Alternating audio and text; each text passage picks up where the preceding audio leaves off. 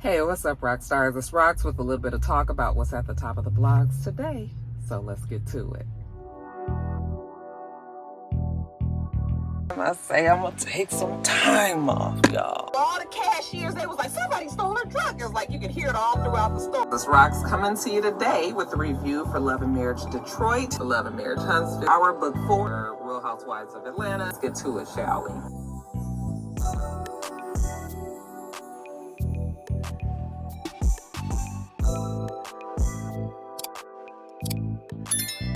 Rockstars, before we get started, a couple of housekeeping items.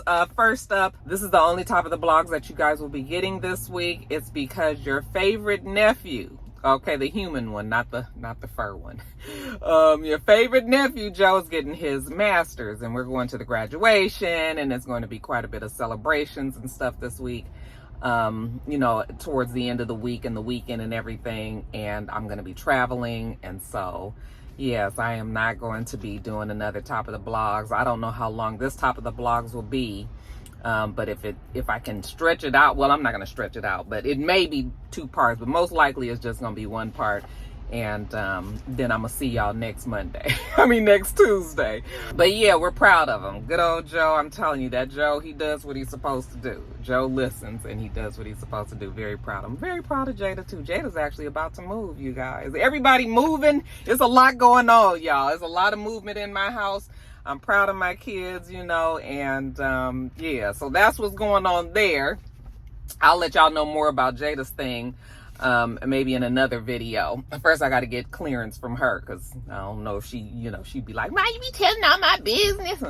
Let me just double check with her, and then I'll let y'all know. But yeah, me and Mr. about to be empty nesters again. Gonna fuck around and get pregnant.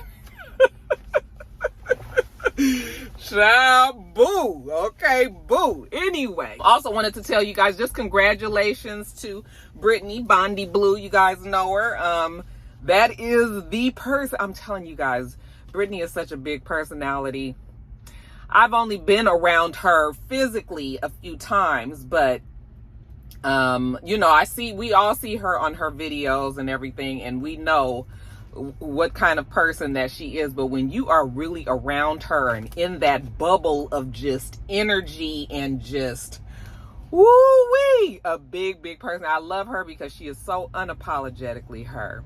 So unapologetically her. It does not change from what's happening on the video to what's happening in real life. And she is I just love her for that. I love her for that. I mean, it felt like a damn whirlwind. That's the best description, is from the minute I gave her a hug when she walked into the restaurant, because we went out. So Scotty had texted me a couple of weeks ago and was like, "Hey, me and Brittany gonna be in town for the Boss Babe Awards, maybe we can go out to lunch." And I was like, "Oh, okay, yeah, that's good. I'm absolutely, let me figure out where we gonna go, And so it was the weekend, and Scotty was like, "We still going?" And I was like, "Yeah, we still going," And I hadn't really talked to Bondy, but we were pretty much talking. I was going through Scotty. So Scotty was really the one that set it up, Candy, because I know Candy was looking at the video that I had posted. Y'all, I had the nerve to go live, but Candy had just commented like, "Well, damn, I didn't get an invite." Oh, that's on Scotty. Scotty was the one that got us together. And literally, it was just supposed to be me and Scotty. But by the time I was on my way up there, Bondy had texted me and said, "I'm bringing 2 of my friends." And so then I was like, okay, it's going to be a couple more people. And then Scotty told me that Jamar was coming. So I was thinking it was just going to be Scotty, Jamar, me, Bondy, and Bondy's 2 friends. Then when once Scotty got there, because they were late, and but once Scotty got there, so once Brittany got there, her 2 friends was her lash tech, her esthetician. Her name is Kiana Kiyama. Oh, I'm so sorry. I'm saying her name wrong. I'm bad with names, you guys. But she reminded me so much of Chloe Bailey. I just kept on looking at her. I was like, somebody tell you look like somebody. I know you somebody that told you that.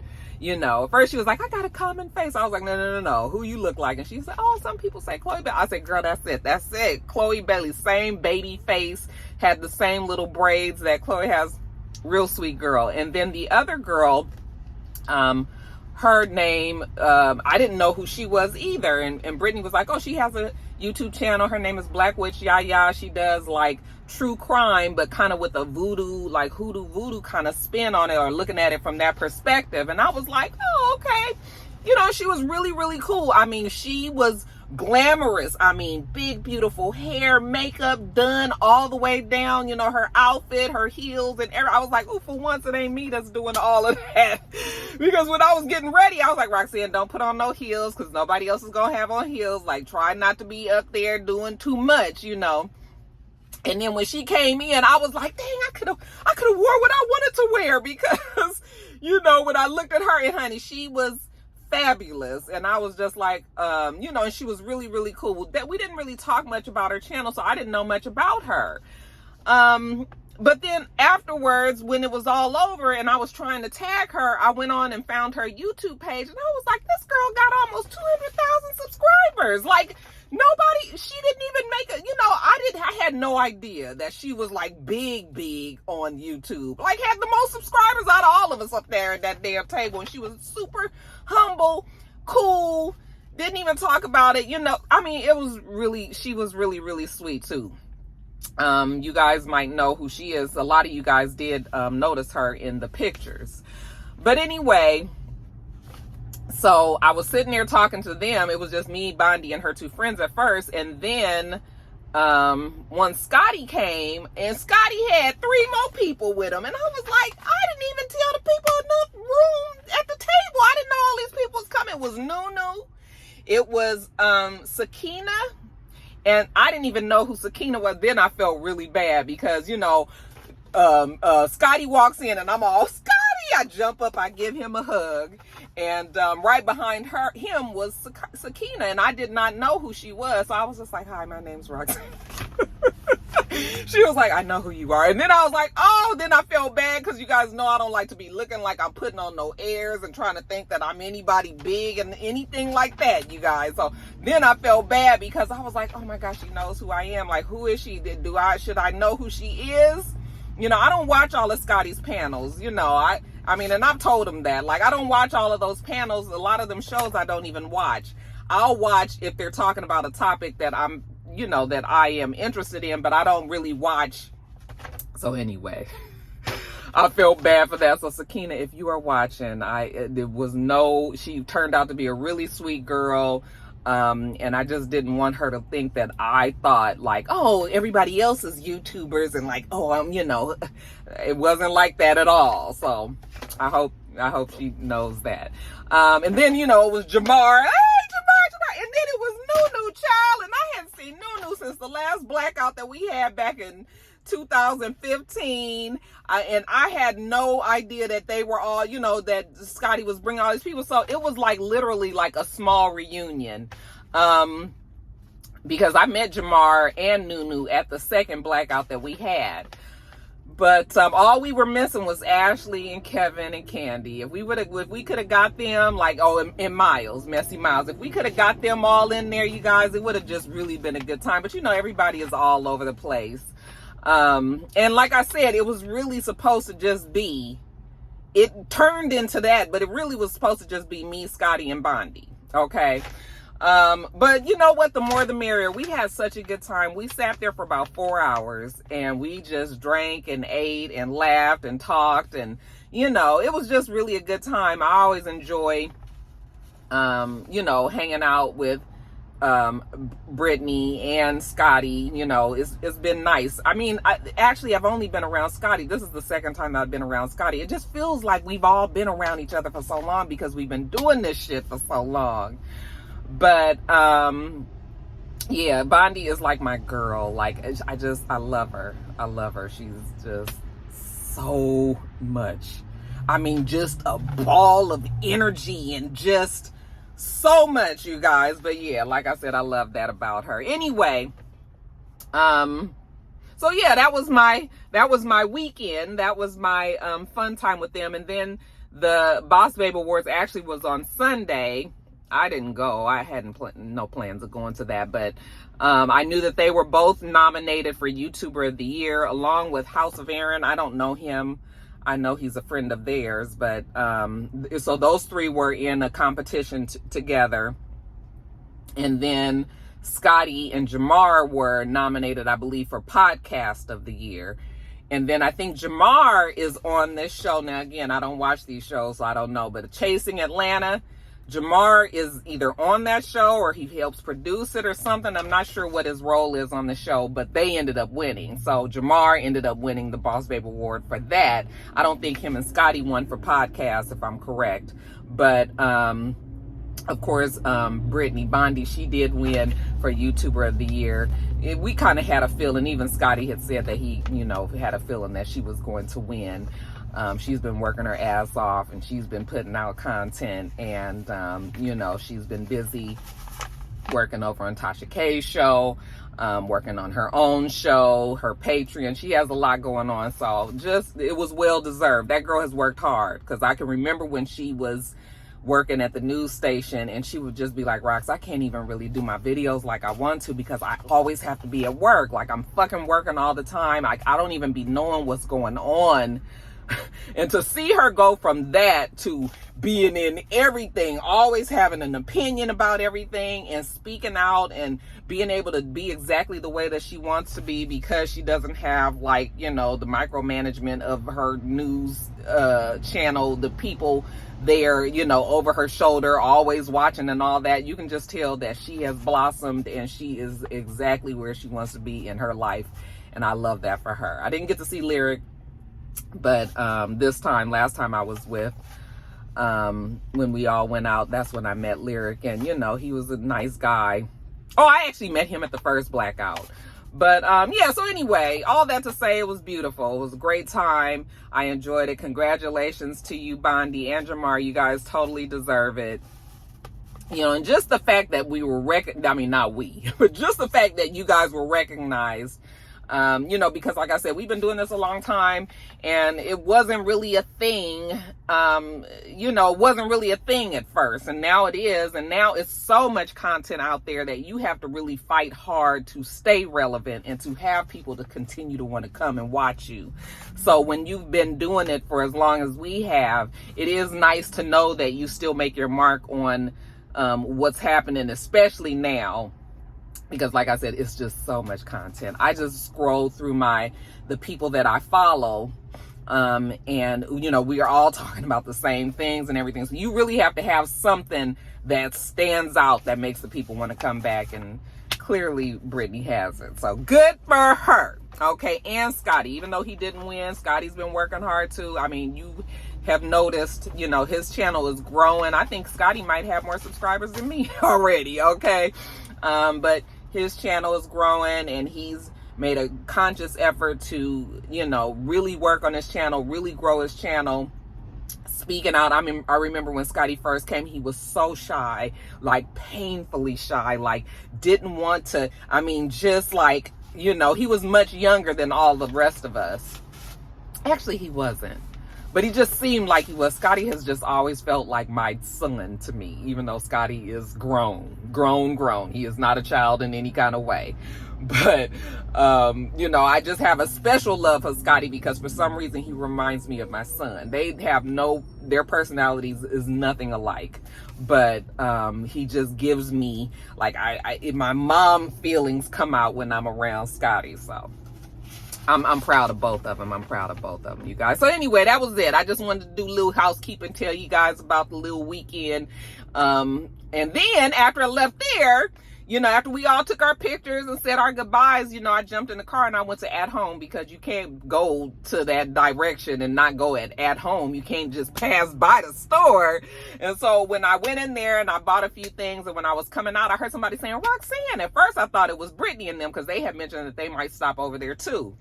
But then I turned around and it was Saquon, you guys. You guys know Saquon, who was the mother on the Wonder Years, the one who was on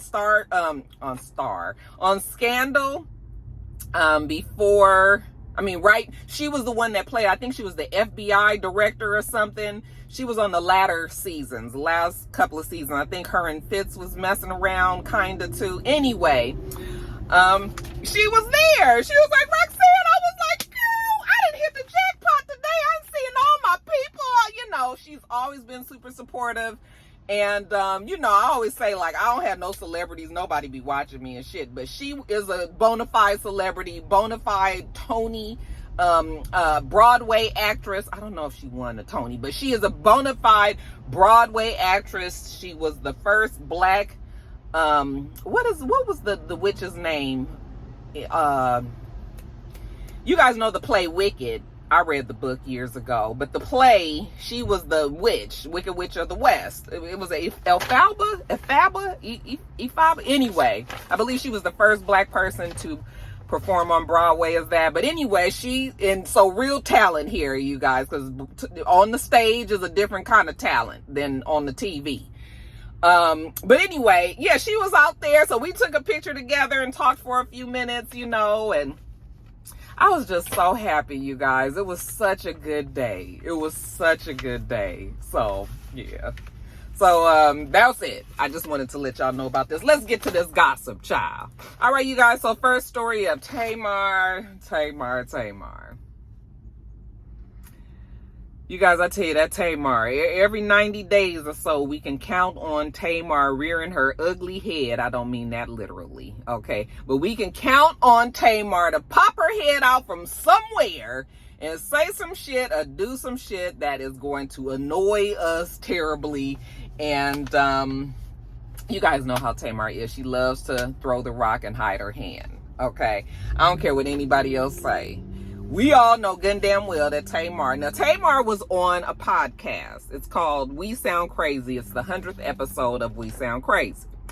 And, you know, they asked her opinion on the whole country music, Beyonce's Cowboy Carter album, and just, you know, black people's presence in the country music genre right now.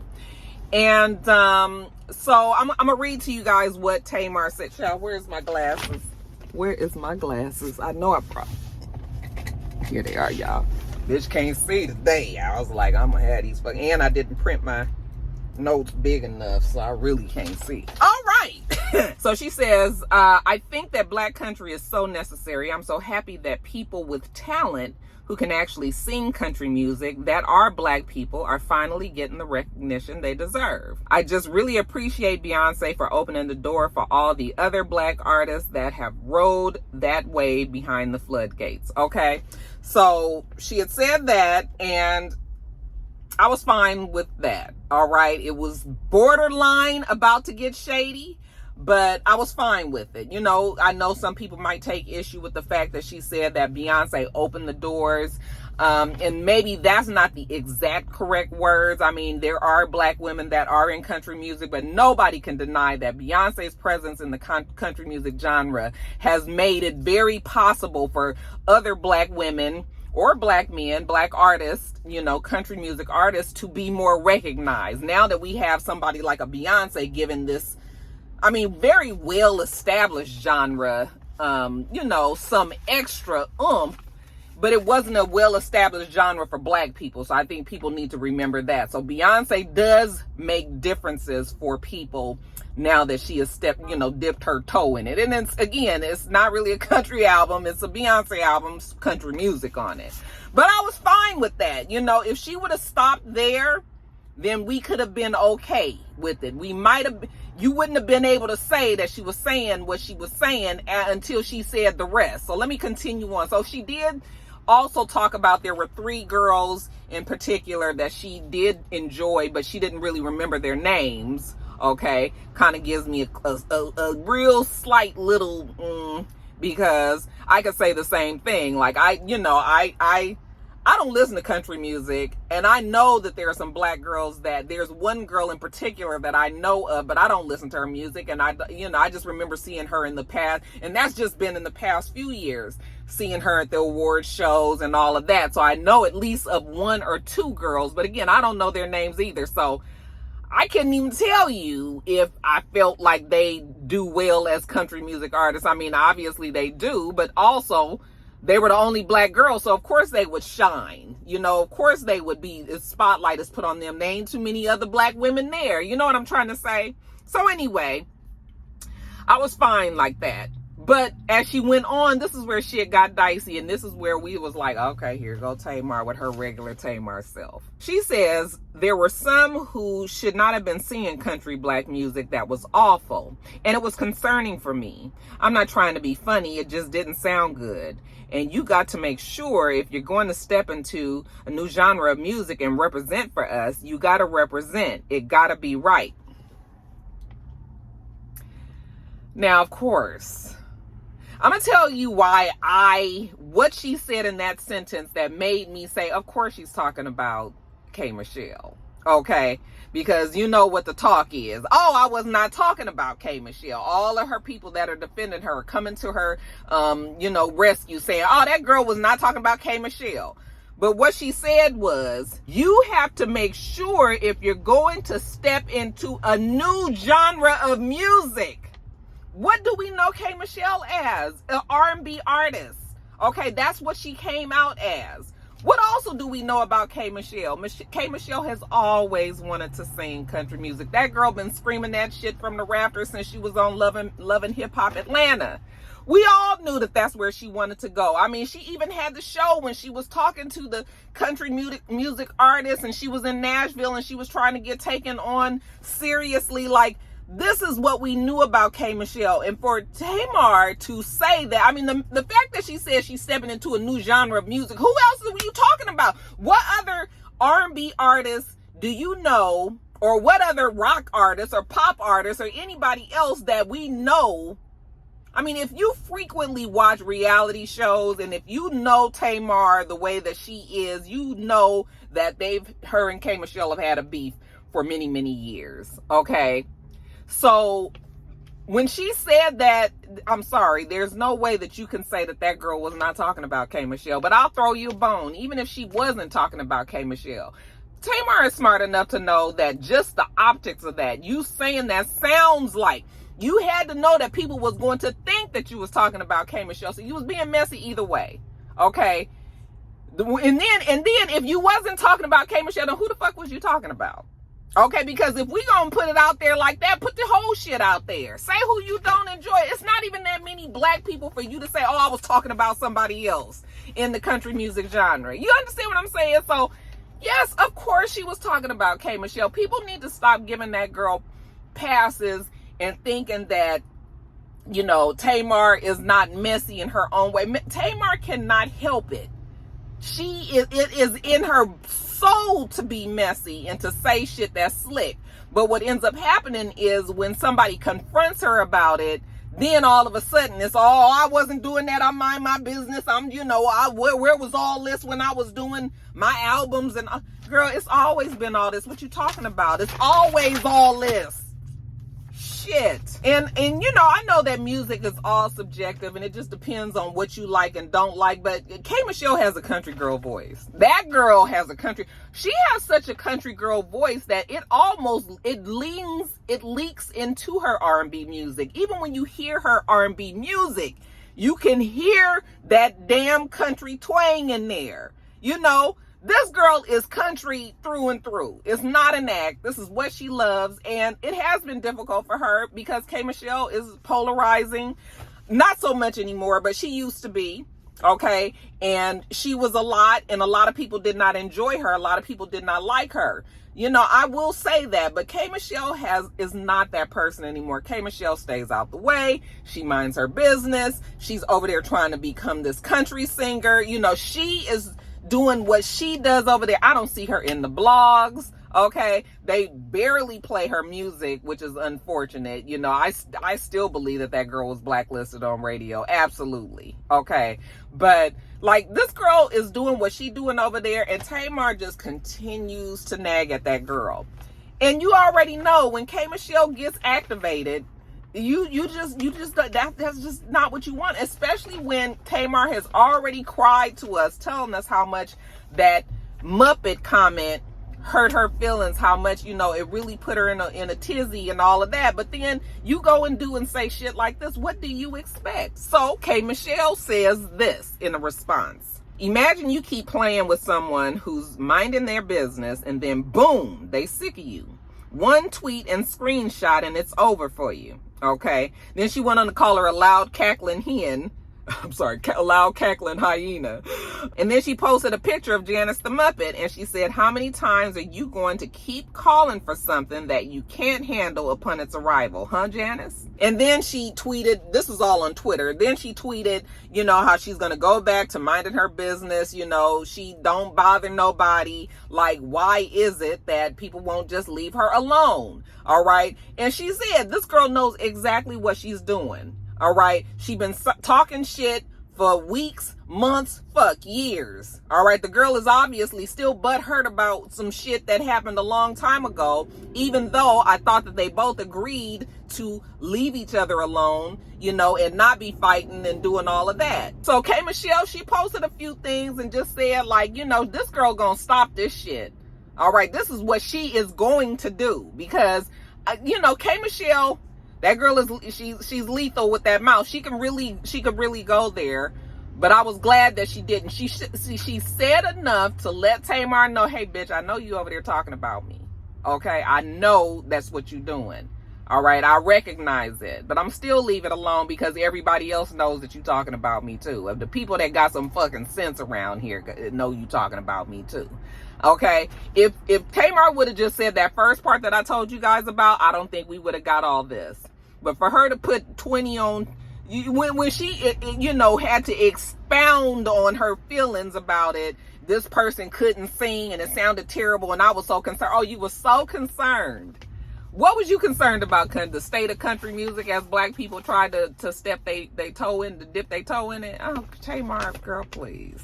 Okay, and so then, of course, after K Michelle responded to her, Tamar comes back out and she says, I wasn't speaking about you. I would have said your name. No, you would not have. Girl, now you know you would not have said that girl's name. You would have really got it then. So no, you was not going to say her name. But anyway, you said I would have said your name. I was speaking of country black music that I have heard before that I didn't enjoy. Who else have you heard? There's only a few out that were known enough for you to really have been listening to their music. And those girls are actually known black country singers. So who else was you talking about? I wish you the best on all your future endeavors. I only want to beef with the devil. The end. Girl. Yeah, see, I don't feel sorry for people who go out and attack somebody, and then when that motherfucker come back with just the whole arsenal, you know, and then now you all like, I don't no. And I give people the benefit of the doubt. Y'all know me. I'm to a fault. You guys probably be like, Roxanne is so fucking naive. But you know what? We gonna call a fucking spade a spade. If a damn quack and walk and talk like a damn duck, then what is it? We not going there with this child. So, you know, K Michelle called her a bitter Betty, you know, and she's not going to even just continue to go back and forth with Tamar and all that. But yeah, Kay, you don't have to, because we already know. Tamar is miserable. Like, I just don't know why. This girl is talented. You know, she's supposed to be in a loving relationship with the man of her dreams that she wants to be with. You know, she's part of a legendary family. People know them. Like, why do you continue? You have a successful, you know, you working on TV right now. You're on, I just saw her on Dish Network, Dish Nation the other day. And I didn't even know she was still on that show, you know, but this girl is busy doing her thing. Like, why are you still worrying about and trying to shoot these subliminal shots at K Michelle? It's just, Oh, I tell you, that Tamar, child, that Tamar. All right, you guys, so next story up, there were 4 teens that were killed in a high-speed chase in down in Florida, Bradford County, Newberry, Florida. There were 4 teens ages between 14 and 16 years old that had stolen a Honda SUV and was taking it on a joyride, it looks like. And so when I guess the owners of the car had reported it stolen, and so the police were looking for this vehicle, and the license plate, they ran the license plate on the vehicle, and they realized that this was the stolen vehicle that had been reported. So the police actually pulled these young boys over, and they were pulling over as the police were pulling over, and, was thinking that the police was going to be able to get the car back or whatever. But right when everybody slowed down to a stop, the SUV ended up taking off. Okay. And so the police were in pursuit. So they were chasing the young men on the streets, I guess. And they said that they had gotten up to 111 miles an hour. And that is where the police cars out there are made so that they can't go any faster. They have it, they have it regulated so that it can't go faster than 111 miles per hour. So I guess at some point the boys ended up getting on the highway, and because you have a straighter shot, and so the highway patrol took over. They can go faster, and so they were chasing these young men, and they performed a pit maneuver, and the back of the when you do a pit maneuver, it's like when they usually will hit the back of a the back of a vehicle, and it'll cause the vehicle to spin around. They'll lose control of the car. But you're going 100 and something miles an hour, and it's an SUV. Anybody that drives an SUV, they have warnings all over the place to tell you that this car is top heavy, and that, any sudden moves, you can even be going like 45 miles an hour. If you turn that wheel sharp enough, you're going to tip your car over, okay, or roll your car. So, when they did this pit maneuver, the vehicle ended up rolling and flipping, and it was going so fast that it ended up hitting a cement pole and pretty much wrapped that damn car around the pole. Okay, if you saw a picture of this car accident, or this car crash, I should say, you would, if they didn't have no tires on the bottom of it, you wouldn't even have known that it was a car. That's how demolished, and just like it looked like a ball wrapped around this pole. They said 2 of the young men, I didn't get their names. They're, like I said, they're all minors, but 2 of the young men died immediately, and then 2 others died after being at the hospital for a day or so. So very, very tragic story, extremely sad. And people are very upset about the fact that the police gave chase and ended up doing this pit maneuver that was responsible for killing these kids. And, I am a mother, and I would hate for my kids to be involved in anything like this. So I understand why the families would be upset, but you've got these kids who have stolen a car, taking it on a joyride that could have been innocent enough. Like, it's still, it is still a crime, but, it didn't have to end that way. However, you've got these kids that are driving that aren't really experienced drivers, flying at high ass speeds. I mean, they really honestly could have killed somebody else. Okay.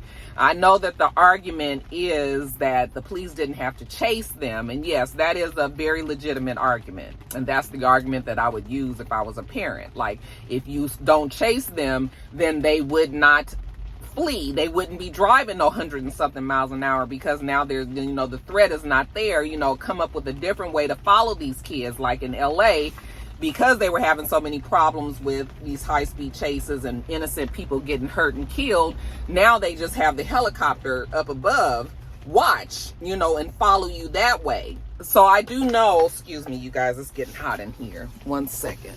Roll these windows down. I ain't got no gas, child, so I don't feel like turning the air on.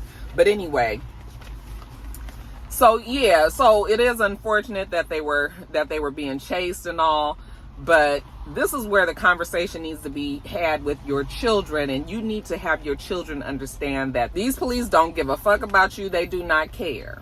All right. They saw 4 black boys in this truck. or this SUV going at upwards of 100 miles per hour, them police knew good and damn well that them boys was gonna flip over and most likely lose their lives. Okay, you cannot be driving that fast. Even in a regular car, driving that fast probably would have flipped over, but very much so in an SUV. Okay, so yes, I believe that the police did know that they were going to end up killing those boys, you know, but you can't even put that argument out there because you don't even know for a fact if them boys still would have been doing 100 and driving unsafely and still could have put people's lives in danger. That's why we have to talk to our children and let them know. Now, I know that kids are going to be kids, and you can talk to your kids to you blue in the face, and they still going to do what they want to do, you know. So it's just, like I said, it's an unfortunate story all the way around. Now, the boys, they said that 2 of them had on ankle monitors, 3 of them had active warrants. So, you know, not trying to make these kids look bad or anything, but these kids definitely are familiar with trouble. And it's just unfortunate that these kids were not able to grow out of that, because sometimes kids do grow out of it. They might have terrorized everybody at their teens, but then they finally got it under control and, you know, ended up turning out to be a success or whatever. But I mean, you know, you've heard stories about, okay, Lil Marquand that was real crazy as a kid, but then turned out, you know, the mom is super proud because they just turned out to be a stand-up kid. Like, that happens too, but unfortunately these kids will never see that, you know. People were like, they could have done something else. Now, I'm going to just tell you guys, when you think about people driving high speeds like this, think about how that nurse, remember the nurse that drove through the intersection of La Brea and Slauson, and how upset everybody was because, now granted, she wasn't being chased, okay? But what I'm saying is, I know for a fact that the victims or the victims' families that were involved in that crash probably wish that there was a police around to do some sort of pit maneuver to keep her from driving through there and killing those people.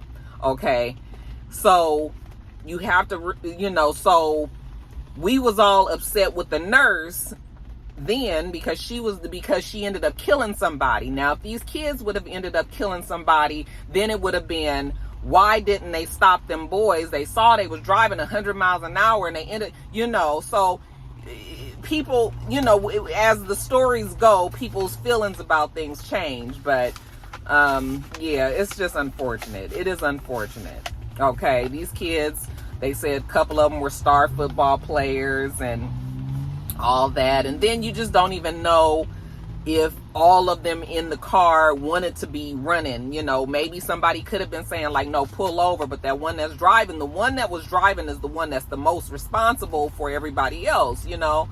So you don't even really know what it is. But I mean, it's just terrible.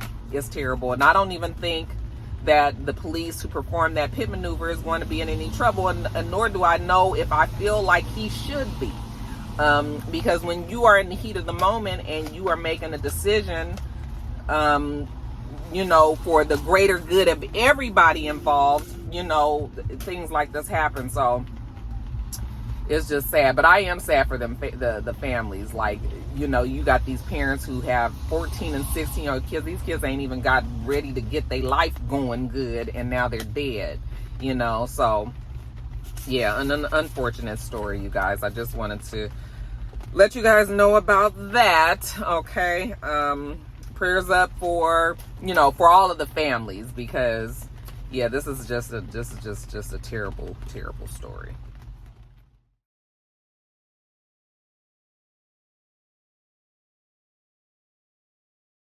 All right, you guys, so it looks like it is going to be 2 parts. Let me get them all done for you guys. We do this every single week, so make sure you thumbs up the video, comment, and subscribe, and make sure you come back.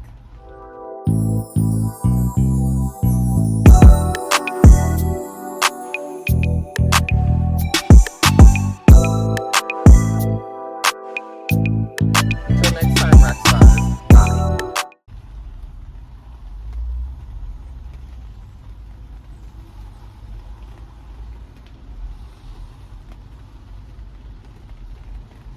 Huh.